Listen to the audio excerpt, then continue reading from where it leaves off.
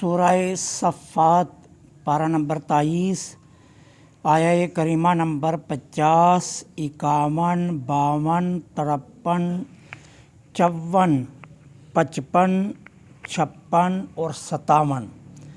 نحمدہ ونصلی ونسلم علی رسولہ الکریم، اما بعد فاعوذ باللہ من الشیطان الرجیم، بسم اللہ الرحمن الرحیم۔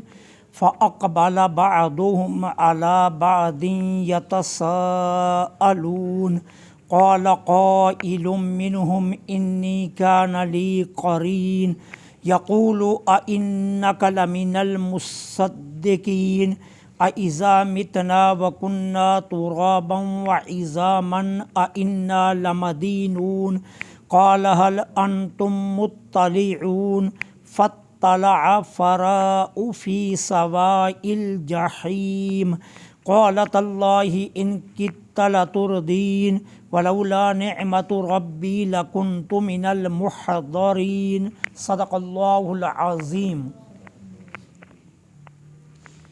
فَأَقْبَلَ پس متوجہ ہوں گے، بعضهم علی بعض ایک دوسرے کی طرف، یتساءلون سوال کریں گے، قالا کہے گا، قائل کہنے والا، منہم ان میں سے ایک، انی بے شک، کانا تھا، لی میرا، قرین ایک ساتھی، یقولو جو کہا کرتا تھا، اِنَّکَ لَمِنَ الْمُصَدِّقِینَ کہ تو ضرور بالضرور تصدیق کرنے والوں میں سے ہے، اِذَا کیا جب، متنا ہم مر جائیں گے، وَكُنَّا اور ہو جائیں گے، تُرَابًا مٹی، وَعِظَامًا اور ہڈیاں، اِنَّا تو کیا ضرور بالضرور، لَمَدِینُون ہمیں بدلہ دینے کے لیے، جزا سزا کے لیے اٹھایا جائے گا۔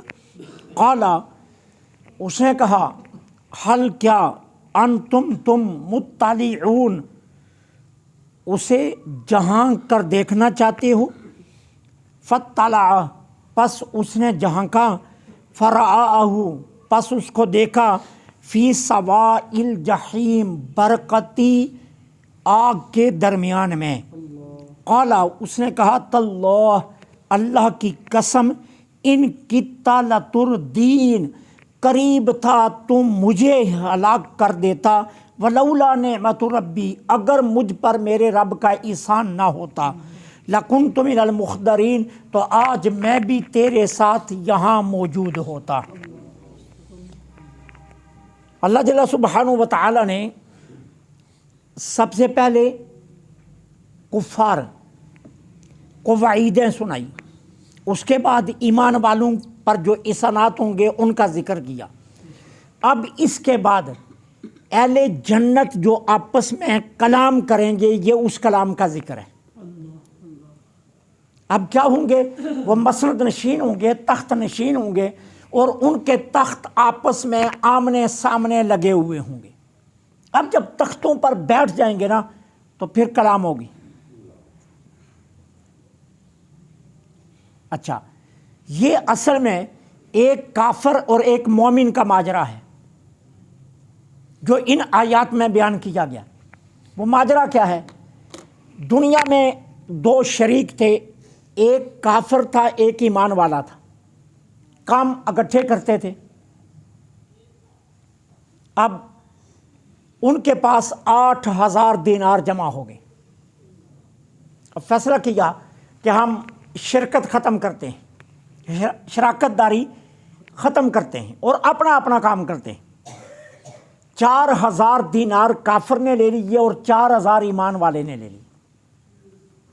اب کافر نے کیا کیا؟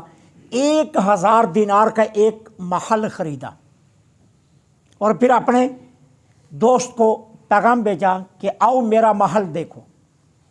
اس کا دوست آیا ایمان والا، اس نے دیکھا محل، اس نے کہا بہت خوبصورت ہے، بہت حسین اور جمیل ہے، بڑا پیارا محل ہے۔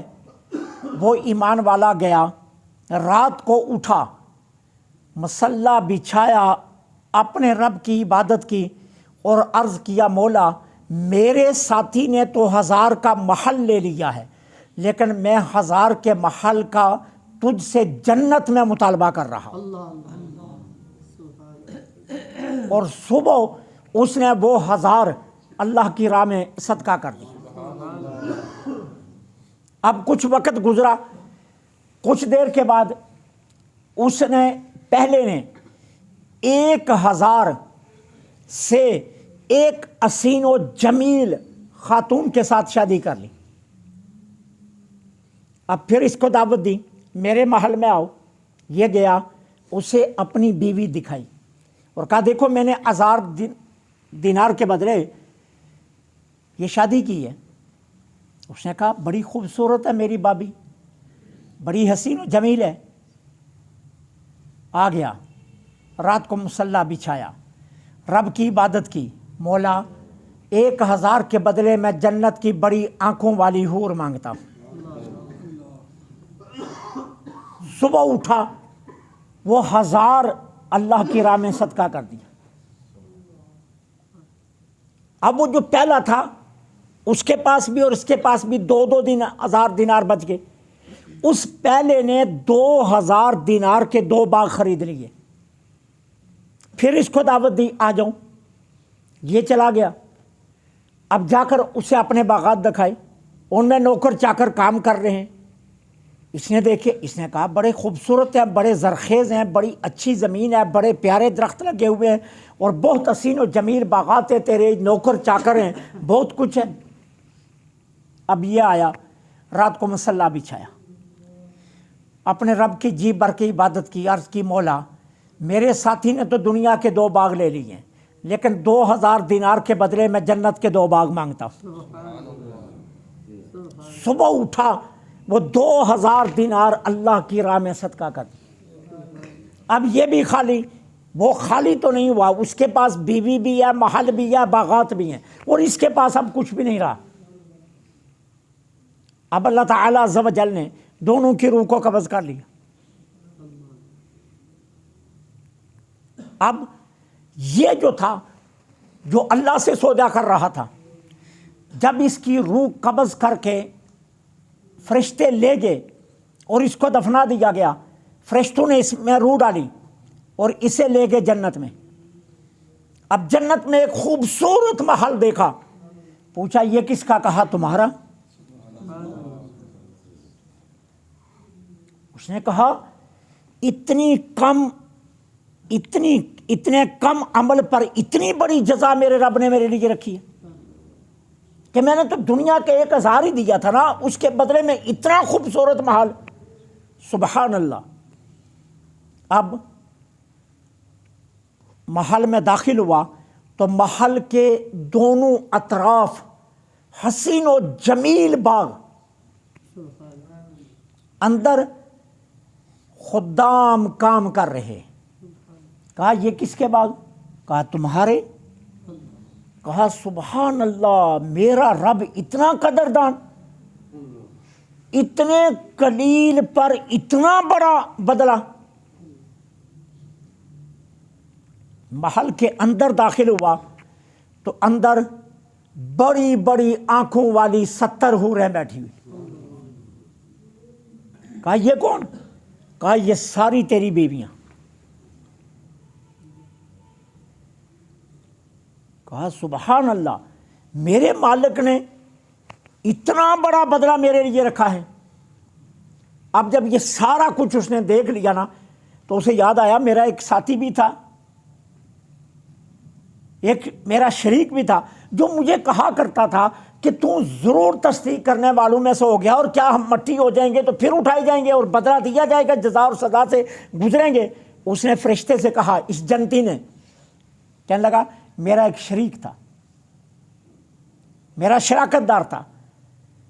فرشتے نے کہا دیکھنا اسے؟ اس نے کہا ہاں دیکھنا ہے۔ وہ فرشتہ اسے جہنم کے کنارے پر لے گیا، کہا جہاں کو۔ اس نے جہاں کر دیکھا تو وہ آگ کے درمیان جل رہا تھا۔ اوپر سے پھر اس نے اسے کہا کہ تو مجھے بھی تباہ کرنے والا تھا، تو مجھے بھی یہ دعوتیں دے رہا تھا نا، محل بنا لو، دیکھو میرا محل۔ مجھے بیوی اسی لیے دکھائی تھی نا کہ تم بھی دنیا کی ایک بیوی لے لے. مجھے دنیا کے 2 باغات اسی لیے دکھائے تھے نا کہ تم بھی یہ 2 باغات لے لے, اپنا سرمایہ محفوظ کر. آج بھی وہی حالت ہے نا. آج بھی جب 2 بندے کام کاج والے بیٹھتے ہیں, ایک دوسرے کو کام کاج کے ہنر سکھاتے ہیں. وہ دیکھ میں نے سرمایہ لگایا تھا, 1 مشین لگائی تھی, آج میرے پاس 10 مشینیں ہیں. میں نے چھوٹا سا کام شروع کیا تھا ہلدی مرچ کا, آج دیکھ میں کہاں کس سے کہاں پہنچ گیا ہوں. آج میرے اپنے ہلدی اور مرچ کے گودام ہیں. تو یہ یاد ہے نا, میں نے 10 تھیلے آٹے کے لا کر یہاں رکھے تھے. آج میرے گودام میں روز 4 ٹرک اترتے ہیں آٹے کے. تجھے یاد نہیں, میں نے چینی کی 1 بوری لی تھی اور کلو بیچا کرتا تھا. آج چینی کے سٹے بازو میں سب سے اوپر ہوں. دیکھ کام کاج کی طرف. آج بھی ہم ایسا ہی کرتے ہیں, آج بھی ایسا ہی کام کرتے ہیں ہم. میں نے معذرت کے ساتھ, میں سب کے لیے نہیں کہتا, لیکن میں نے نہیں سنا 2 کاروباری بیٹھے ہوں تو ایک کاروباری نے دوسرے کاروباری کو کہا ہو کہ یار اللہ سے بھی سودا کر لے, یار رب کے ساتھ بھی تجارت کر لے. دیکھ میں نے اپنے رب سے تجارت شروع کی تھی نا, کہاں سے کہاں پہنچ گیا ہوں. یہ نہیں کوئی کہتا, ہر کوئی دنیا کے ہنر سکھاتا ہے, اللہ سے تجارت کی بات کوئی نہیں کرتا.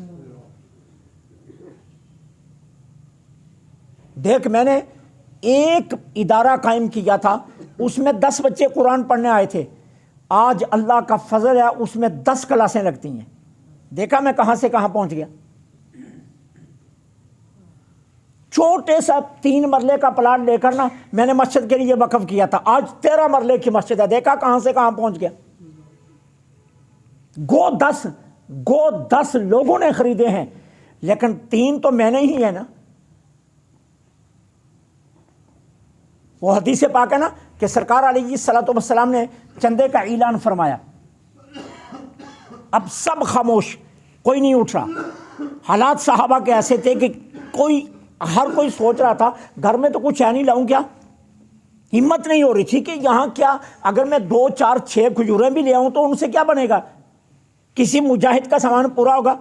ایک غریب صحابی اٹھے, گھر گئے, دامن میں 1 کلو کھجوریں لے آئے, آ کر حضور کے سامنے ڈھیر کر دیں. 1 کلو کھجوریں. اب ان کو دیکھ کر سب کی ہمت بن گئی, سارے اٹھے. کوئی پاؤ کھجوریں, کوئی کلو, کوئی 2 کلو لا رہا ہے. کرتے کرتے مسجد نبوی میں ڈھیر لگ گیا.